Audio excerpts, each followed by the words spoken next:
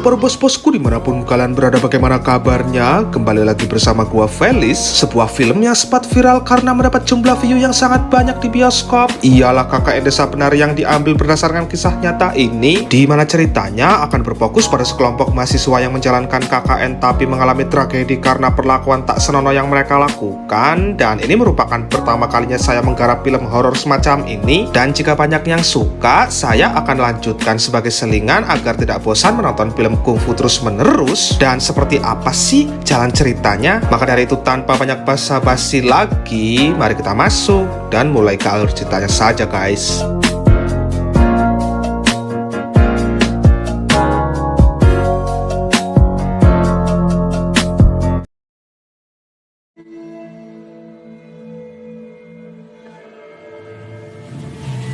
Di awal film, kita diperlihatkan dua orang gadis bernama Nur dan Ayu yang mereka ini berniat menuju ke sebuah desa terpencil yang ada di dalam hutan. Tujuannya sendiri adalah untuk survei lokasi KKN dan mereka ditemani mamasnya Ayu untuk menemui kenalan mamasnya Ayu yang kebetulan adalah pamong desanya. Pamong desa itu semacam kepala desa ya. Dimana untuk masuk ke desa tersebut, mereka mesti naik motor karena jalannya tidak bisa dilalui kendaraan roda 4.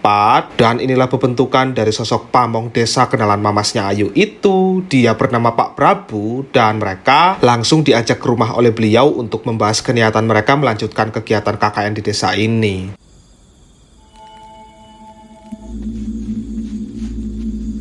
Sesampainya di rumah Pak Prabu, mereka sempat mendapat penolakan dengan alasan desa ini sebelumnya tidak pernah dijadikan lokasi KKN. Dan di sini Ayu tetap ngotot. Ayu berani berjanji bahwa timnya tidak akan menyusahkan. Yang hal itu akhirnya membuat Pak Prabu memperbolehkan. Lantas mereka diajak ke sebuah tempat yang dulunya pernah dipakai mandi para penari di desa ini, yang mungkin saja bisa dijadikan salah satu prokja mereka, sebab ini juga pernah dijadikan sumber mata air sebelumnya. Dan saat masih membahas prokjanya, si Nur merasakan sebuah hal janggal ketika entah mengapa kok rasanya pundak ini amat sangatlah berat. Karena yang terjadi selanjutnya, tiba-tiba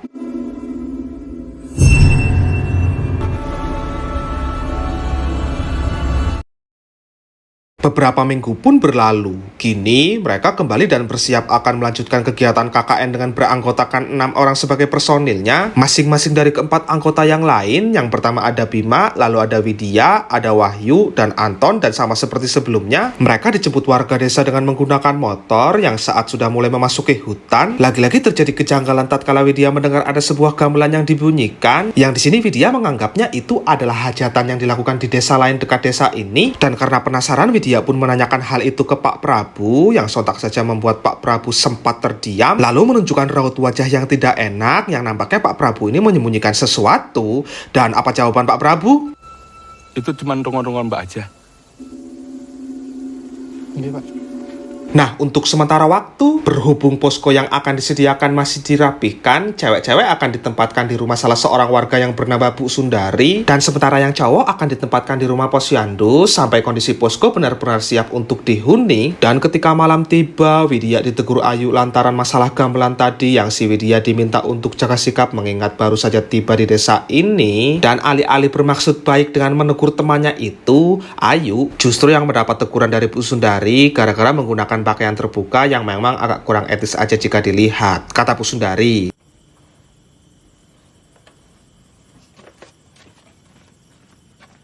Dan ketika mereka bertiga sudah tertidur pulas, Widya tiba-tiba terbangun dan saat itu ia merasakan ada yang aneh yang membuatnya agak sedikit ketakutan karena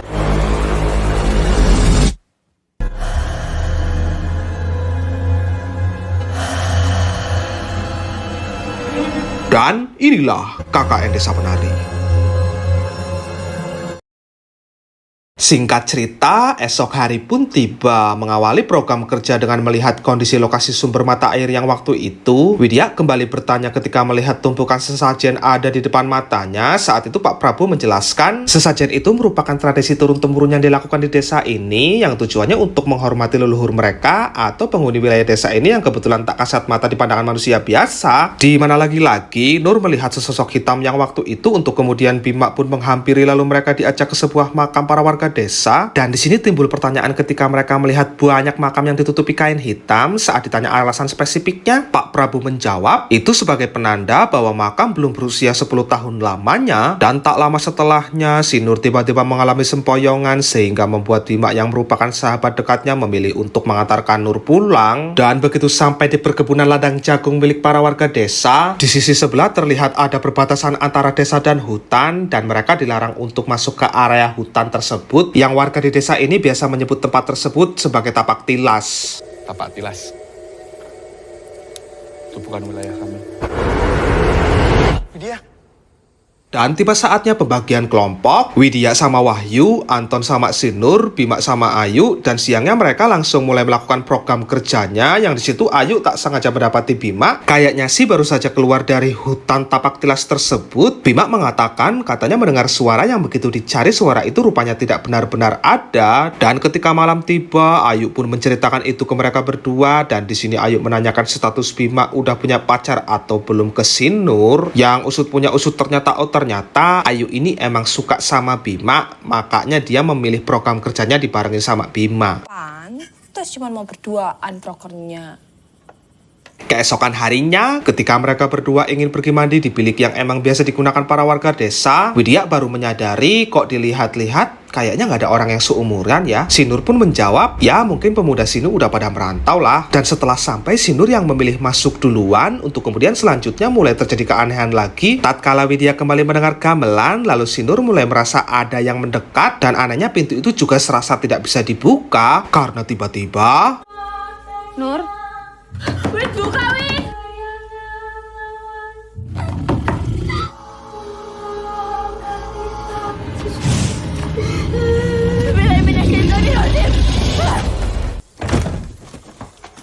Nah, tiba giliran Widya yang mandi. Widya juga merasakan gangguan yang sama, tapi bedanya dia diganggu sesosok wanita yang jika dilihat-lihat, wanita tersebut nampak seperti seorang penari. Dan seperti apa sih sosok aslinya? Ini nih, lihat sendiri.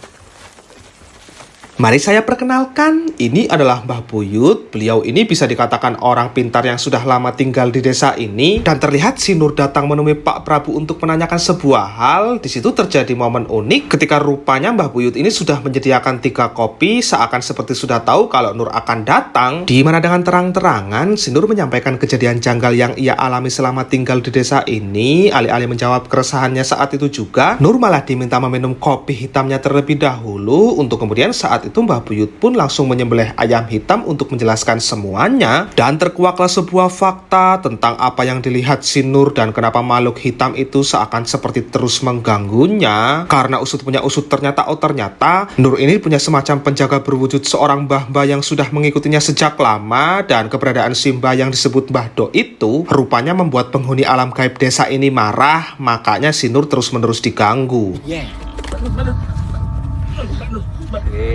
Tenang aja.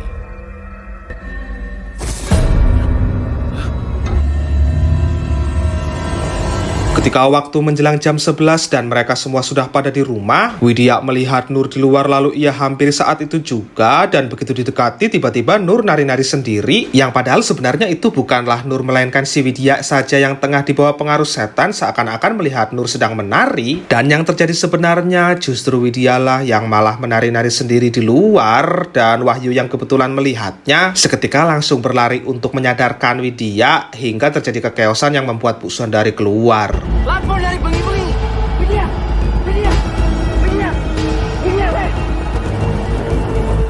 Nari kok bengi-bengi, Widya. Wes, sana. Masuk kamu.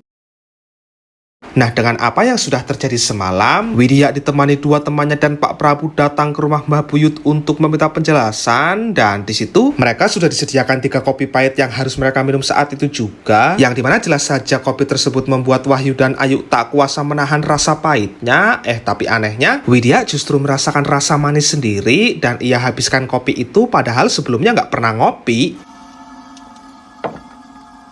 Penjelasannya, menurut Mbah Buyut, Widya ini lahir dengan darah hangat yang darah semacam itu sangat disukai Dedemit karena dianggap wangi. Dan untuk menjaganya, Mbah Buyut menempelkan kunir di jidatnya. Untuk kemudian Pak Prabu juga meminta agar jangan terlalu dipikirkan karena pasti Mbah Buyut akan membantunya. Dan di tempat lain, Anton membeberkan sebuah cerita bahwa akhir-akhir ini dia kerap mendengar Bima mendesah di kamarnya sendiri. Bahkan terdengar ada suara wanita juga. Dan Anton juga pernah menemukan sesajen di kamarnya. Dan karena tidak percaya, si Nur diajak untuk melihat yang ternyata benar dan bahkan ada foto Widya juga di balik sesajen tersebut. Dan ketika bermaksud ingin membuka lemarinya, tiba-tiba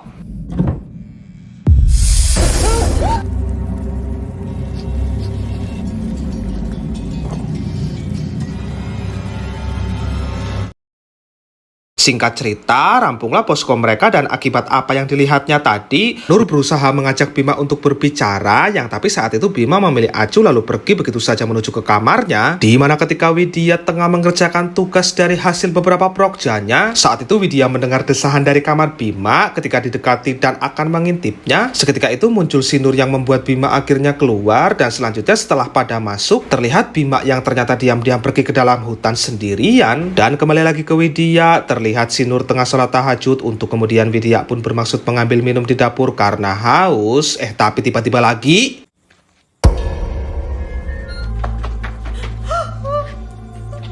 ya, orang yang sholat tahajud tadi ternyata bukanlah si Nur melainkan Dedemit, dan itu cukup membuat Widya ketar-ketir ketakutan. Lalu diambillah air minum untuk menenangkannya, tetapi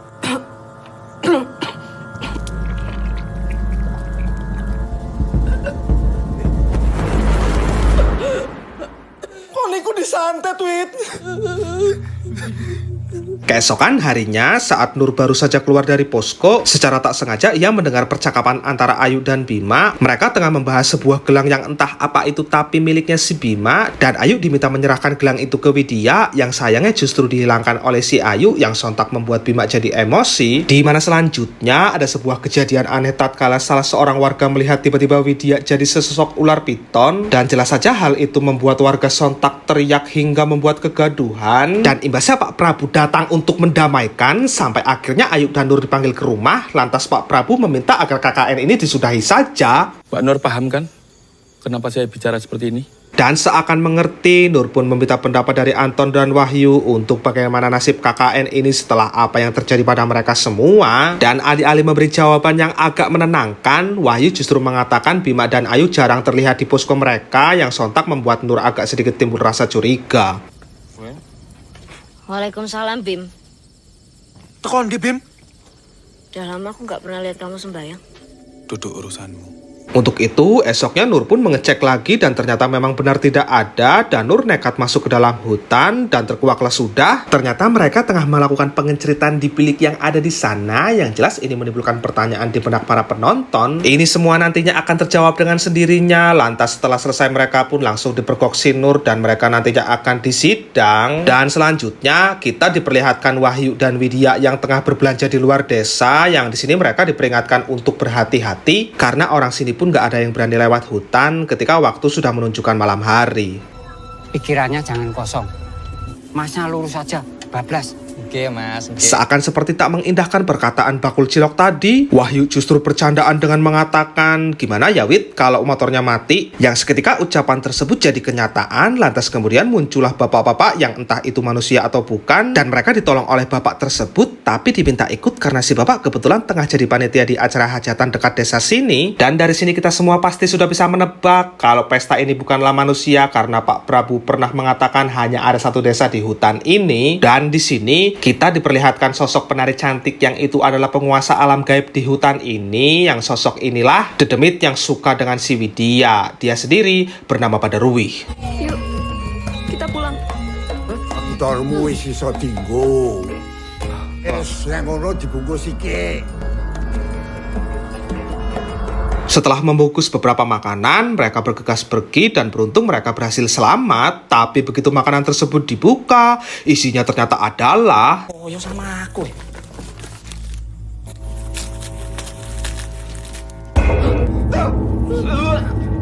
Ketika mereka semua tengah tertidur pulas, Nur diam-diam membuka isi tas Ayu dan betapa terkejutnya dia. Ternyata Ayu menyimpan sebuah selendang hijau milik si Badarwi. Lantas kemudian tak lama tiba-tiba muncul Widya yang sudah dirasuki roh Badarwi. Dan di sini Badarwi memperingatkan si Nur untuk jangan ikut campur masalah yang dibuat temannya tersebut. Di mana sebenarnya Badarwi ini agak sedikit segan juga lantaran Nur ini mempunyai Mbah Dok yang melindunginya dari belakang. Yang walaupun begitu, Nur tetap diminta untuk jangan ikut campur, dan jika Nur tetap memaksa, Badarwi tidak akan tinggal diam begitu saja untuk nantinya bisa mencelakai si Nur juga. Tetapi meskipun begitu, Nur nyatanya tidak tinggal diam untuk kemudian ia menemui Bima dan meminta agar Bima menjelaskan semuanya. Dan di sini kita akhirnya mengetahui semua alasan kenapa Bima masuk ke hutan hingga sering berdesah di dalam kamarnya. Jadi semua bermula tatkala Bima mengalami sebuah mimpi, di mana mimpi tersebut Widya dililit ular dan katanya Widya ini terjebak di antara ritual abadi desa ini, dan Widya hanya bisa diselamatkan jika Bima mau menuruti perkataan Badarwi, yaitu dengan pergi ke tapak tilas untuk mengambil sebuah gelang yang sebenarnya sih gelang itu adalah miliknya, di mana setelahnya gelang tersebut harus diberikan ke si Widya dan Bima harus setiap hari datang untuk mengunjungi Badarwi untuk melakukan hubungan badan. Dan karena Bima memang sebenarnya sangat menyayangi Widya, Bima terpaksa menuruti kemauan Badarwi, makanya terlihat dia kerap memasuki hutan tanpa diketahui temannya sama sekali. Dan begitu cerita versi Bima selesai, esoknya giliran Widya yang mendapat teguran dari Mbah Dok yang menyayangkan perbuatan yang membahayakan keselamatan cucunya tersebut. Dan Mbah Dok mengatakan, Cak Ayu kok nangi, Cak lanang sing ganteng iku wis kenal karo Badarwi. begitu Nur sadar, Widya pun menceritakan semuanya. Lantas Widya pun pamit untuk menjalankan prokjanya dulu. Dan di kesempatan ini Nur menggeledah isi tas Widya yang di situ ditemukan gelang yang sempat hilang. Lantas kemudian Nur pun menanyakan ini ke si Ayu karena sudah pasti Ayu lah yang menaruh gelang tersebut. Di mana usut punya usut ternyata waktu Ayu disuruh Bima memberikan gelang tersebut tapi Ayu tak menjalankannya, Ayu rupanya dihampiri Badarwi juga dan Ayu dipaksa untuk menaruh gelang tersebut ke tasnya Widya. Sebagai hadiah Ayu diberikan selendang yang bisa memikat Bima, dan karena dianggap sudah kelewatan, Nur mengambil keputusan untuk menyudahi KKN ini dan mereka akan pulang besok, yang itu membuat Anton dan Wahyu kebingungan. Tapi belum juga waktu sampai di pagi hari, Widya lagi-lagi terbangun dan dia melihat Bima tengah berjalan ke hutan. Lantas Widya ikut sampai ke gubuk tempat di mana Bima berhubungan dengan Ayu, dan tibanya sampai lalu Widya berniat untuk mengintipnya. Tiba-tiba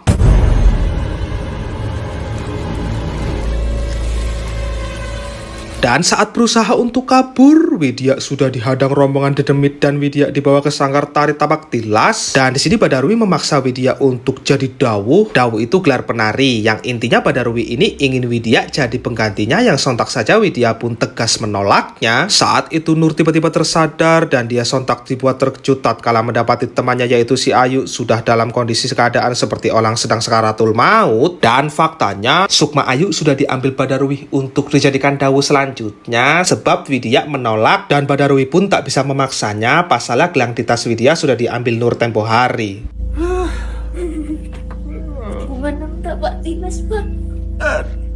Melihat keadaan sudah keos seperti itu, Pak Prabu meminta mereka semua untuk mencari Widya dan Bima. Dan di saat mereka tengah mencari, tak lama Mbah Buyut datang. Lantas Mbah Buyut menjelaskan semuanya untuk kemudian Mbah Buyut pun menjelma jadi anjing lalu pergi ke tapak tilas untuk menjemput Widya.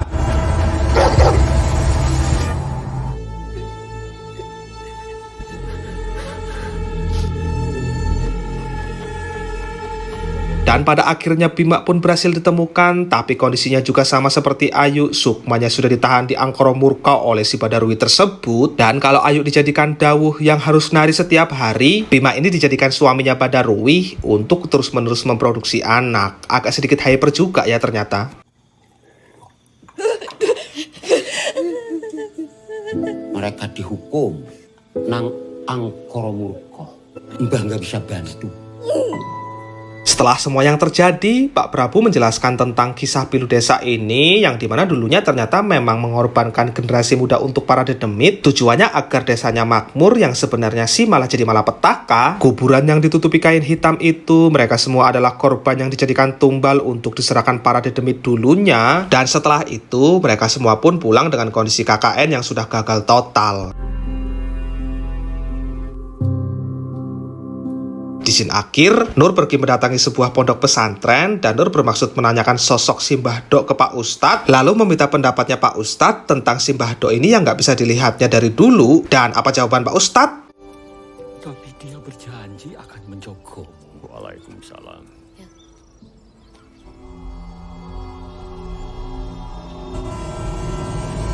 Tamat.